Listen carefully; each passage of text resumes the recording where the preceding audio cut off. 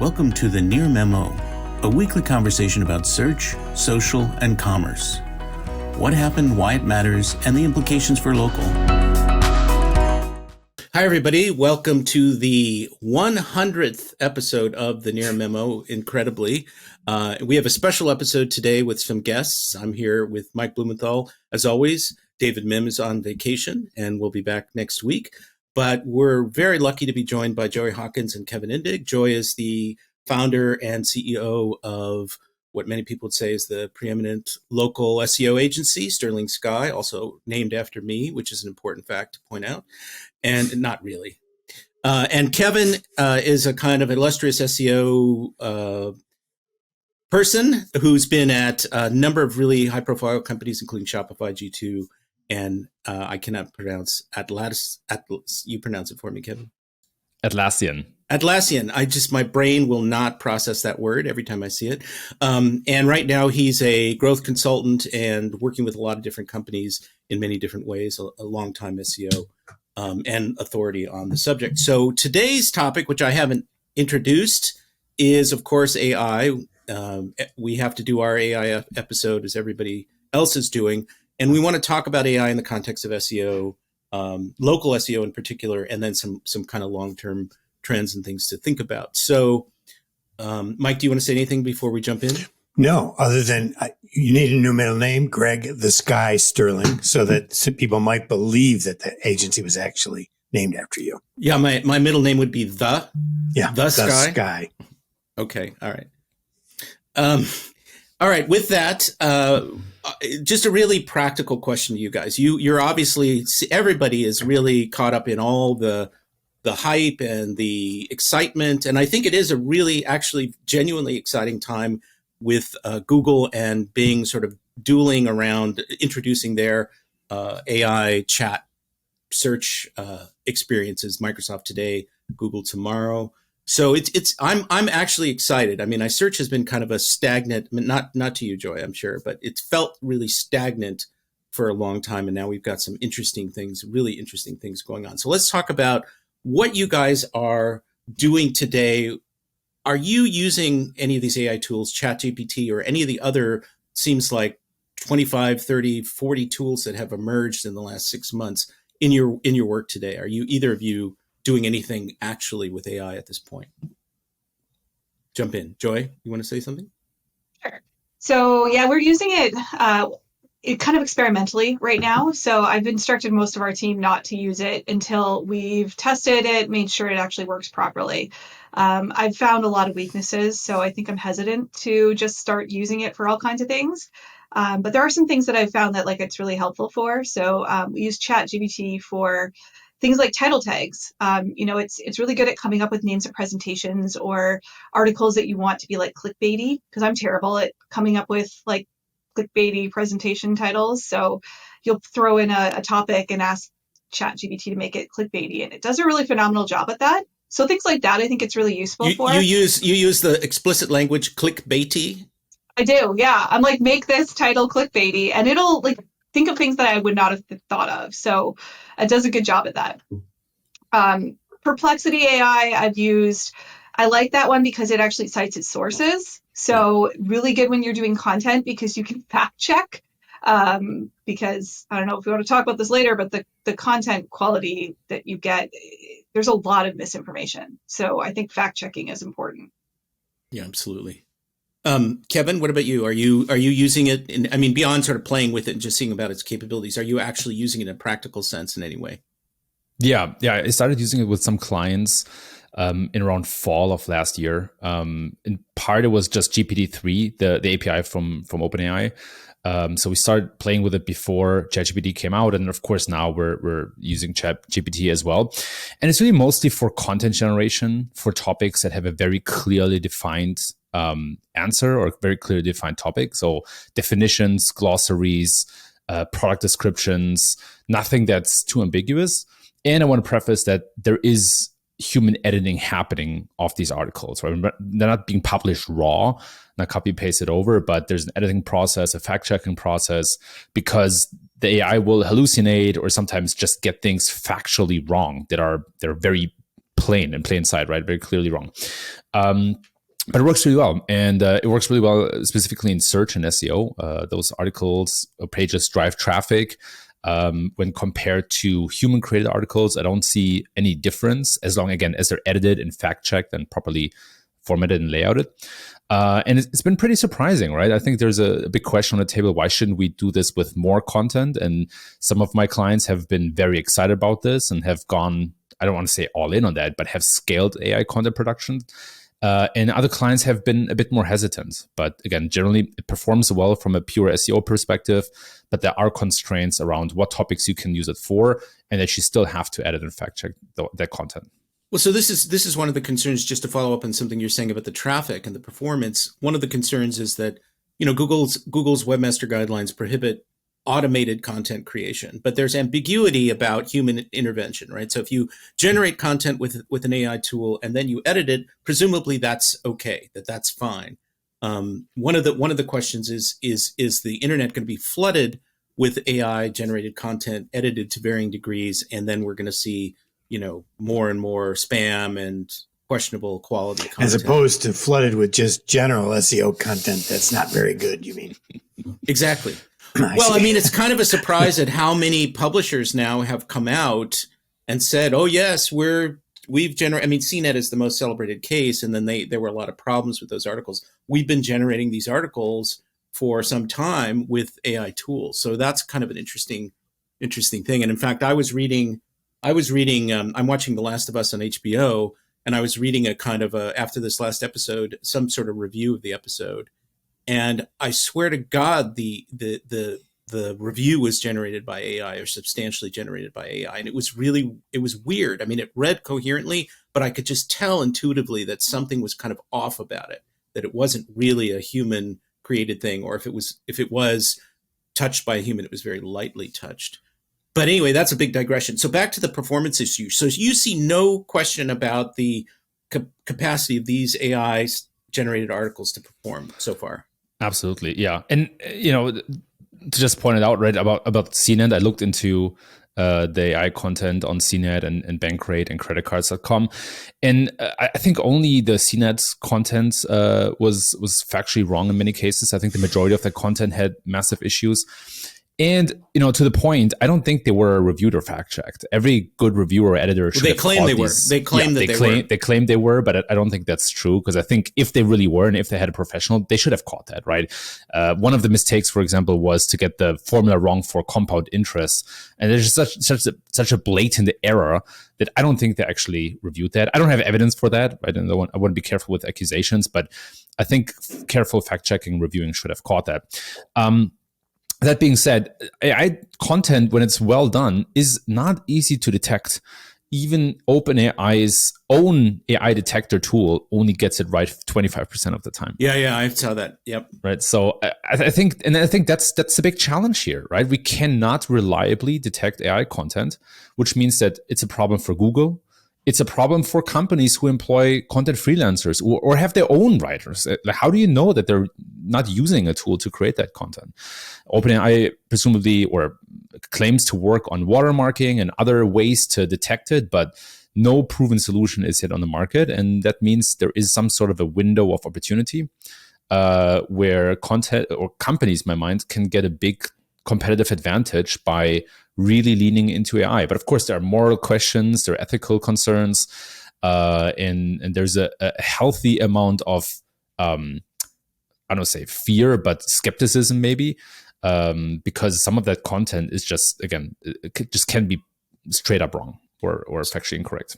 So Joy, beyond the sort of title tags and presentation titles, use cases that you're involved with right now, how do you see these tools impacting your agency in the next year, let's say?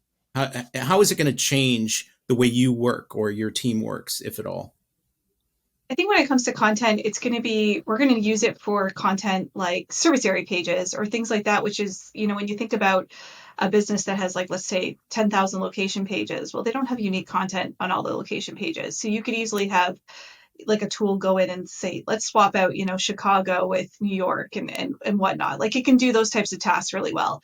Where I think it's dangerous is I wouldn't use it reliably for content for local SEO because it's wrong on so many things. So I tested it out the other day on a realtor, and I have a video coming out on this next week on our YouTube channel. And like the number of things it got wrong was like crazy. So with real estate agents, Specific I'll give you some examples. specific. Yeah. So this real estate agent, it's a smallish town. It's like maybe 30,000 people in Massachusetts. So I was asking it to write articles about like, what are the best neighborhoods? It made up like 10 neighborhoods that don't exist. I asked the realtor. The realtor's like, yeah, 3 of these exist. The other 10 don't.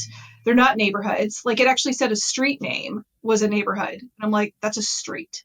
I asked it for facts around like one of the parks there. It listed all these things about the park that weren't true. Like, again, these are small things, but like this is local SEO. You're always dealing with local information.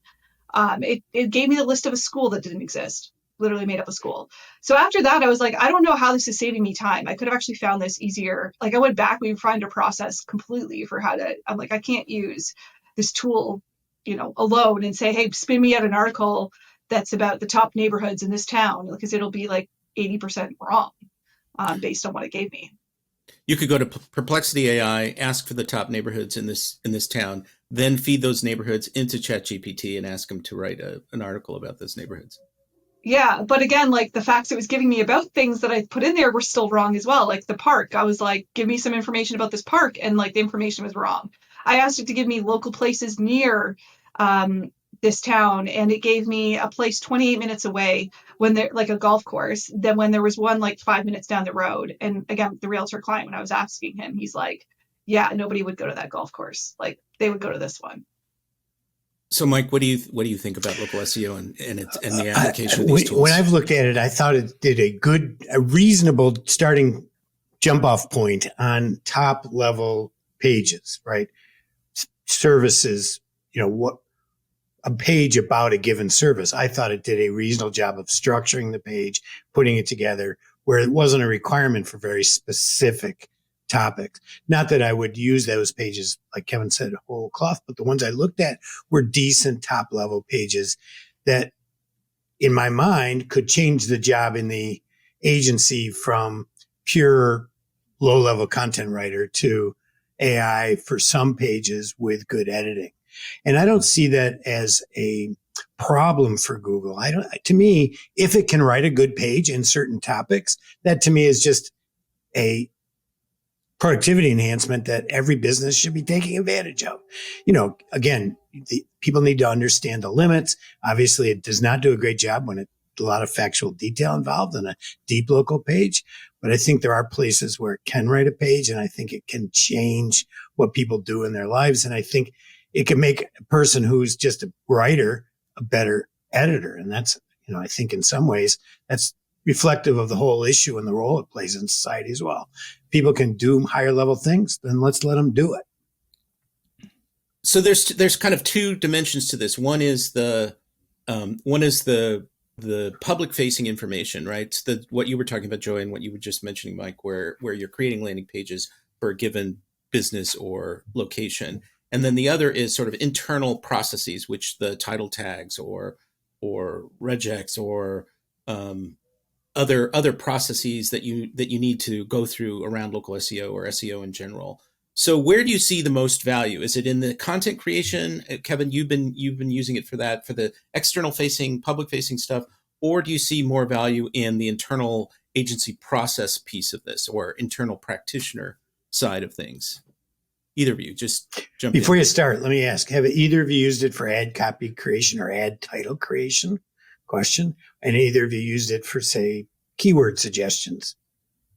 So I think keyword suggestions for sure. Like it's really good at that. If you want to know what's related, it's like, hey, what industries are related to this industry, and what topics should I write about? And like, I was working on a garage door repair business, and I was like, what colors do garage doors come in? Really simple thing. And I was like, hey, if it gives me the wrong thing, it's not the end of the world, right? Like it's unlike the real estate blog that I wouldn't. Is there a wrong answer? Is there a wrong answer to what color do garage doors come in?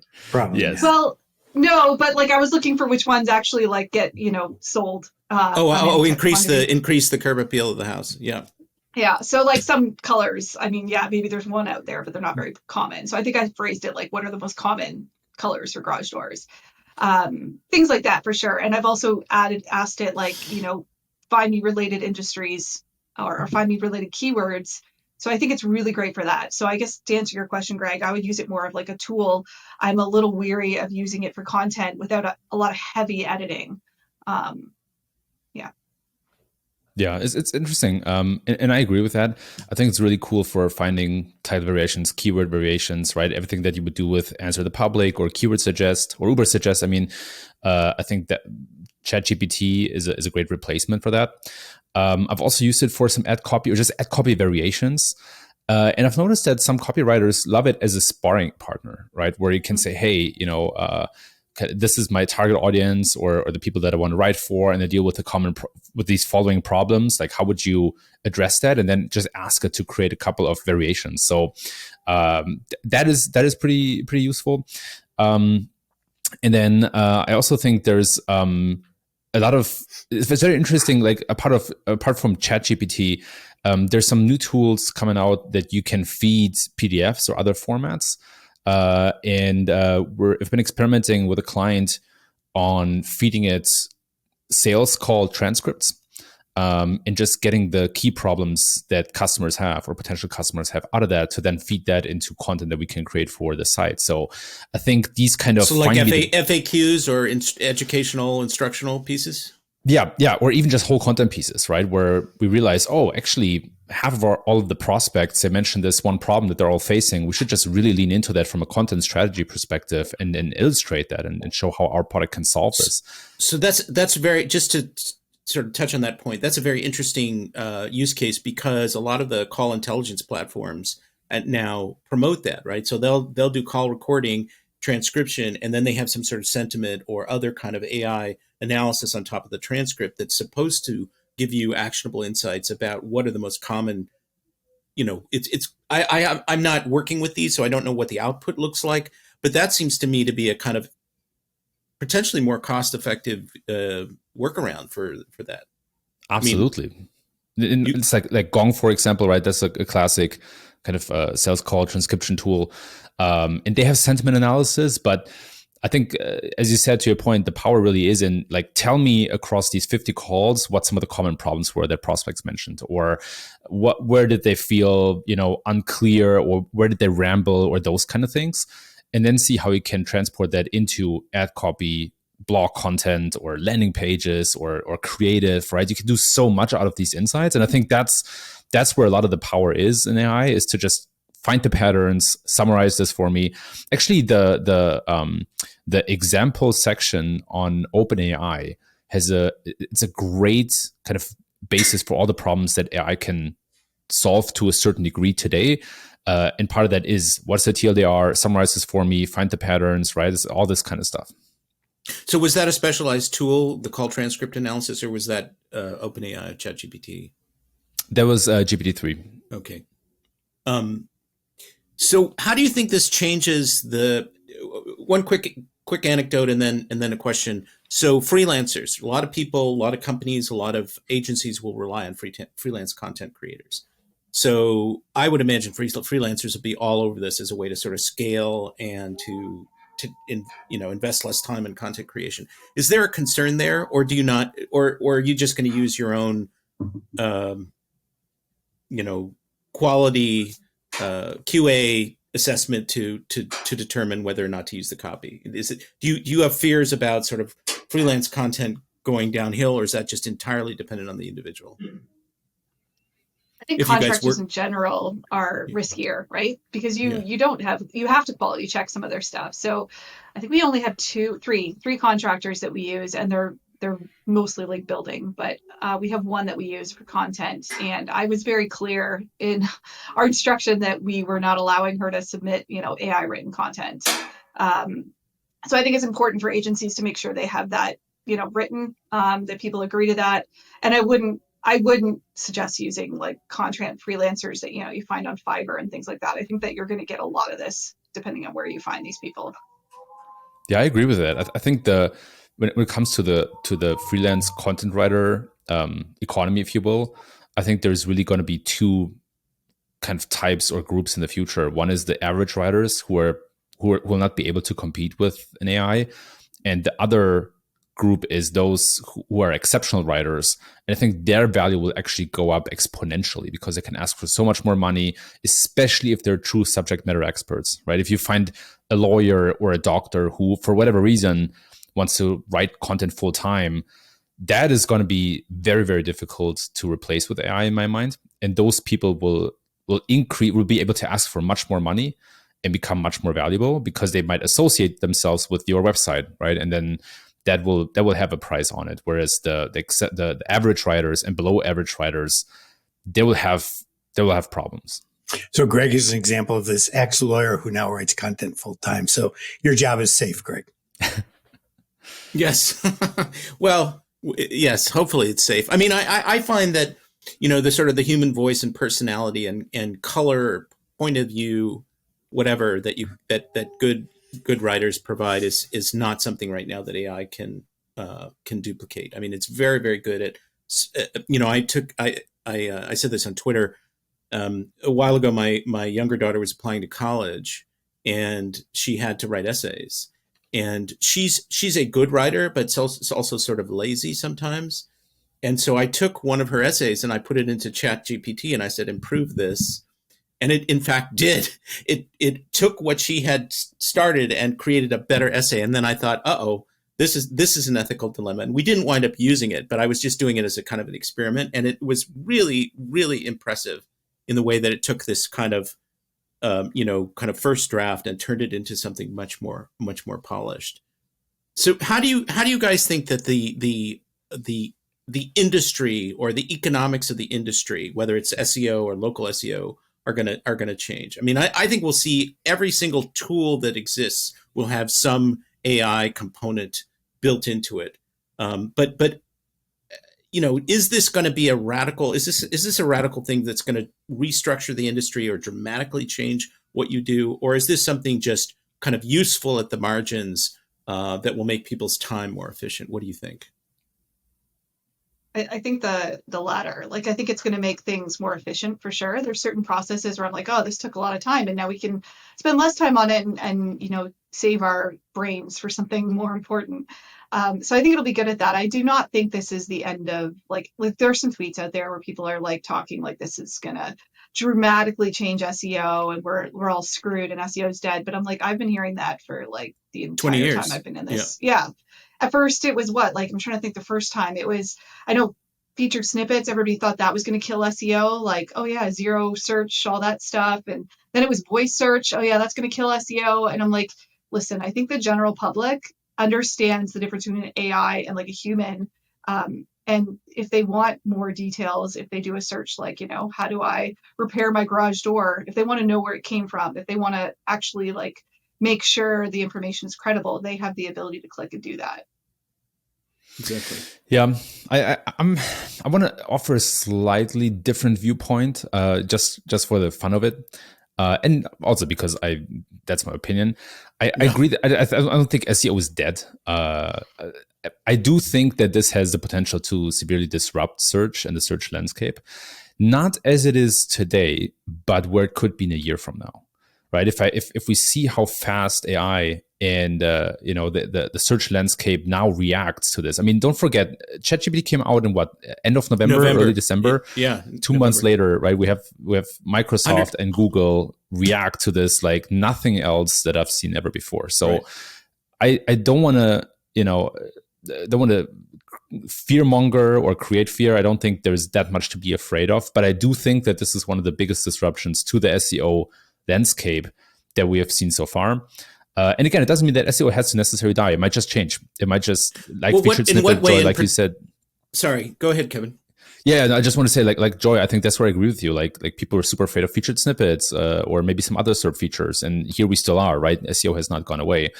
And so much is still guesswork. These AI integrations in Bing and Google are not live yet. We don't know what they look like. We don't know the details. We might in maybe 48 hours, but it's still a lot of guessing. We don't have a lot of data, right? There are other search engines like Niva or you who have already integrated some models and who we can maybe learn from, but it's still there's so much unclarity yet that we can't say for sure. Well, so back that up a little bit. And then, Mike, I want to ask you the same question. back that up a little bit. You say that you think it's going to pretty dramatically change SEO, or it has the potential to disrupt SEO. Like, in what ways in particular? Are you just talking about the search interface? Or are you talking about other things? I think in terms of clicks through to websites for certain types of queries, right? I think any keyword that triggers a featured snippet today is very likely to have sort of like an AI answer in the future. And I think it's likely that people might just narrow their search down. They might just interact with the chatbot. Again, we don't know that for sure. There might be a case where people want results from a diversity of websites, and then they might still want to click through to different websites. They might distrust the machine because they understand this is an AI generated answer and they actually want something from a human. But if I think if you don't see a lot of traffic because there's a featured snippet on a SERP today, you probably won't see a lot of traffic from the AI generated result either. So this is what I've called the big snippet. AI is a big snippet that dominates that first page, and that's what it looks like. Google showed yesterday with its Bard screenshot is a kind of a giant snippet without citations or attribution, and then other results below it. So you think that it exacerbates or makes worse the zero-click problem that people complain about? Yes, I think that. And again, there's lots of questions about that. Would that traffic have converted in the first place? Did it ever convert? Right. So I'm not. That's why I'm not saying like SEO is dead or everything's gonna get worse. It might get better, but it will certainly bring change to the ecosystem. Mike, your thoughts on this question about how it changes SEO or local? I mean, SEO? as long as Google is the hegemon, it doesn't change SEO because Google has this parasitic relationship with content. It absolutely needs it to do its job. And that means that there will be SEO as long as Google is in the position it's in.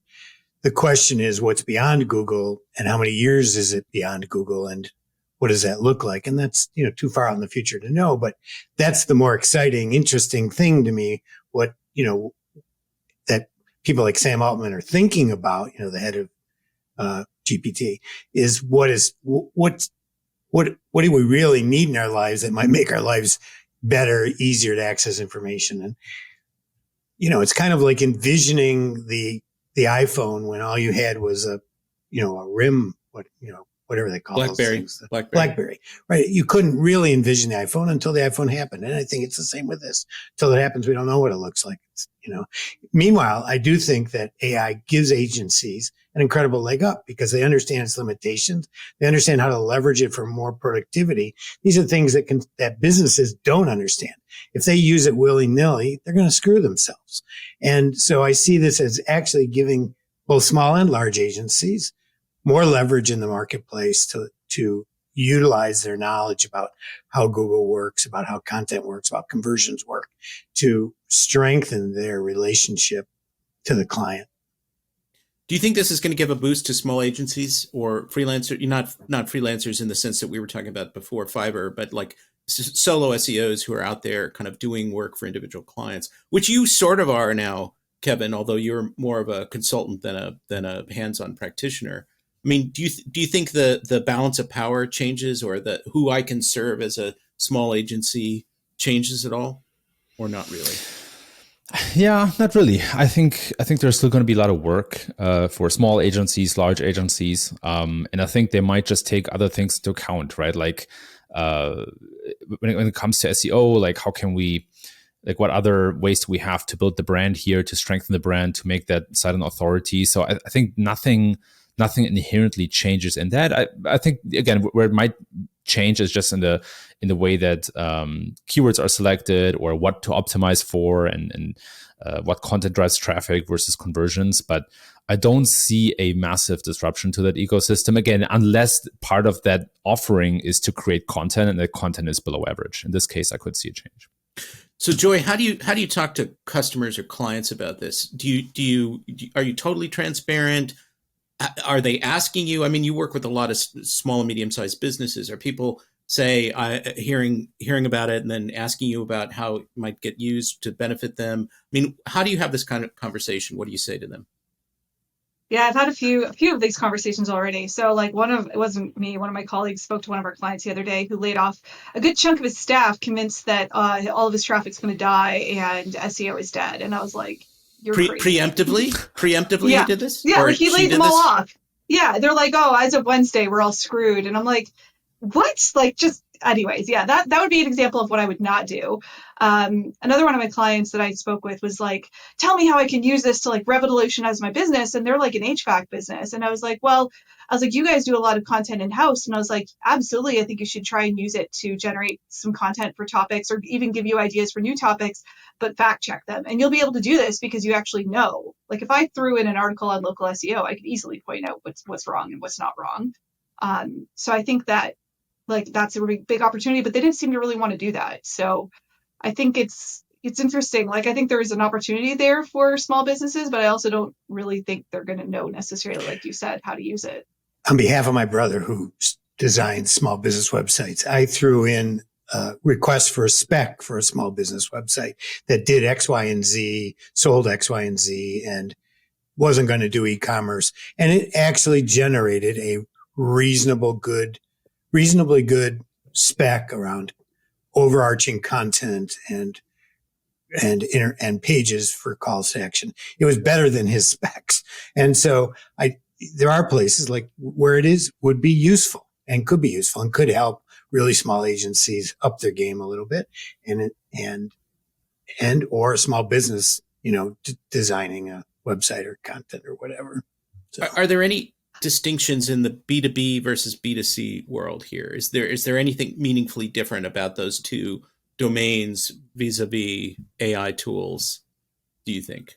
There may be none, but it's worth exploring. Just one comment is that I haven't seen anything from ChatGPT that would indicate it can do local at all. Okay. So in the B2C sense, there's that big gap in it. Whether Google will do a better job. Well, you just talked about website content, right? Website copy. Right. Or website sort of architecture, that kind of thing. But well, it depends a bit on the training data too, right? I think ChatGPT was trained on 2021 data, and I don't think there was a lot of training on any products or local businesses or that kind of stuff. So I think the bigger question is like, how does that compare to new models that are trained on the web, right? Like Google, will they just train their models on all of the web? Or OpenAI, like what does that look like? Where does the data come from, right? If you look at ChatGPT, for example, 60% came from Common Crawl, which is an open web crawler, and then you have books and Wikipedia a little bit sprinkled in as well. And Reddit, I think, also is Reddit. Yeah, exactly. Yeah, there's a very interesting system that looks at the outgoing links from Reddit, and that have at least Google has a great knowledge graph, which nobody else has. That's the thing, right? Like if you go back to the definition, a lot of this generative AI is very probabilistic. It's not based on a database, but you can feed it databases, and then you can make it then you can ask it to generate probabilistic answers, and that gets very interesting, right? So I think one of the big questions is also how do you fine tune your models? What data do you feed it? And will that be something that's available for every company? Will every company be able to train their own models on their databases? Or are most companies going to use these very general and broad models that can be very inaccurate when it comes to, again, inaccurate and not updated when it comes to local results? Would you anticipate some third-party software companies coming in and basically bringing kind of industry data sets as a service to different groups? Like here's your highly customized training data that we're going to then use to give you a tool that can respond to your industry or your specific issues. Is that something that's you think is coming in the future? Is that a question for me? For anybody who wants to say anything about it. I mean, one of the things that we're saying here is that the training data don't accommodate a local paradigm, right? So is this going to be different in the future where there'll be highly specialized training sets that, like right now, if you hire a chatbot or you use one of these chatbot companies, right, that you feed your own data into it and then it develops a sort of an IVR like experience or FAQs. well, why wouldn't that be possible with industry data, for veterinarians or for lawyers or for doctors or whatever, so that then subsequently all the information that comes out of it is more reliable and more tailored to that industry? Do you envision something like that happening, either of you, or Mike? I've stumped you. I have no It's a idea. great idea, Greg. You should try it. Yeah. I can't see why the natural gas industry wouldn't be able to provide those kinds of things to their members or whatever. I mean, it makes sense. I think it'll be interesting to see if it happens. I think the value in local is a lot of the user-generated content, or like things like images and videos and stuff. And I don't really quite get how AI fits into that. Like, I know there's AI that will create images, but that's not what we're talking about. No. When we say images for local, we're talking about like that image of that Starbucks, like, or, the particular layout of the room, or, the trucks that drive out and service like HVAC customers, etc. Like, I don't see how AI will help with any of that. So but go ahead, Mike. The way it would help with that, and it isn't directly, would be to analyze it the way Google does to make sure that the image is capable of accomplishing what its goal was, right? That's how AI helps in that. Is the image quality high enough? Does it meet the standards of photography? Does it actually look like what you think it should look like? So more of a assessment tool in that context than it would be a creation tool. So we're getting pretty close to the end, but I just a couple more things, and I would be remiss if we didn't raise fake reviews. So last week on our podcast, I brought up the idea of ChatGPT and related tools being able to generate fake reviews at scale, because today you can say, write a 4-star review that says positive things about food, but negative things about service for restaurant, insert URL, and it basically works. You get something which is credible. Do you guys see this becoming a massive problem? These sort of offshore review farms generating massive scale review fraud. Is that an issue that you think is going to be a real problem for Google or Yelp or TripAdvisor, or whomever? I think it already is. So I think it's just like people have already been doing this. I don't know what tools they're using, but the reviews, you can tell they are written very similarly. A lot of the same structures. You can notice patterns really easily if you analyze a few of them. So I think this has already been happening. I assume these people are just sitting back and kind of laughing at some of the rest of us who are just now thinking this might be a problem. Yeah, and a corollary to this question would be: do you think businesses will use this tool to respond to all of their reviews? Yes, for sure, absolutely, yes. I don't see an issue with that necessarily, though. Like, writing the reviews, yes. Responding to the reviews isn't quite as like sketchy. Google outright said that using AI to like come up with reviews is against their guidelines, like, obviously. Yeah, what about visual reviews, right? Like, we have textual reviews, but what about video? What are you going to do when all of a sudden, some of these platforms allow video reviews and this is a fake person? It's not even a real person. So right. I think all of these, all user generated platforms need to really step up the game when it comes to user verification. And we might see a landscape where you actually have to hold up your passport, right? Maybe with newspaper with the date, and maybe not the newspaper, right? But I think you have to go to greater lengths to verify you're an actual human. And I think that in many cases it won't be as easy and quick anymore to submit a review because you have to be verified, and that might slow down the growth of these platforms to a certain degree. But at the same time, then it might increase the quality of reviews. So maybe it balances each other out. But I totally agree. I think it's a huge problem. It will probably grow, and it will go beyond just textual reviews. I think it will go into different modalities, and that is also a huge problem. Well, one of the things that everybody was talking about, sort of in the middle of last year or third quarter, whenever it came out, was the revelation by Google that, quote unquote, 40% of people looking for a place to go eat lunch are going to Gen Z. Are going to TikTok or Instagram, right? So that seems to me to be a flight from generic information towards something that they perceive to be more authentic, quote unquote. And so, do you think that if there's all this kind of AI generated content, more generic content, things that are machine created, that we'll see a flight to sites like that where there's perceived authenticity? Definitely encouraging clients. Like, one of our big pushes this year is to get clients to do more videos. Like, that is, I think, really how you stand out and prove that you're authentic. And I think also it's a way to differentiate yourself because most small businesses don't do videos. So they're really behind. I think other industries have kind of caught on to this, but small businesses have not. And they don't quite get the concept that you don't need a giant production crew and a huge, film budget in order to shoot some videos for TikTok or Instagram. Yeah, I'm not sure if authenticity is the main reason, or if just video is a better answer, faster answer. It's easier to understand. It's faster to grasp, right? I mean, TikTok videos are relatively short and it's a very compressed format. So I think a bigger reason could be just practicality. And I would never underestimate human laziness, which is why I'm also pretty bullish on these AI generated answers. And I'm not sure if humans will always go the extra mile to verify that it's factually correct and look at different viewpoints. Most of them won't. Yeah. Most of them won't. They'll just believe what they're reading. Yeah, it's like choosing the path of least resistance. That's a very human trait, and that's part why I think video is often a better answer. I'm surprised that Google hasn't been more aggressive in showing YouTube videos for more searches. Maybe regulation is a fear behind that, but you could ask yourself why hasn't that been the case, and how is AI going to generate videos in the future that give an answer? Why should it just be text? Why not a video? Right. All right. So we are basically at the end of our program. I mean, we could talk on about this. There's a lot of great information that you guys have shared, and I want to pose a final question to you too, Mike. What is your practical advice to digital marketers today for in terms of using this, or their attitude or approach to this technology over the course of the next year?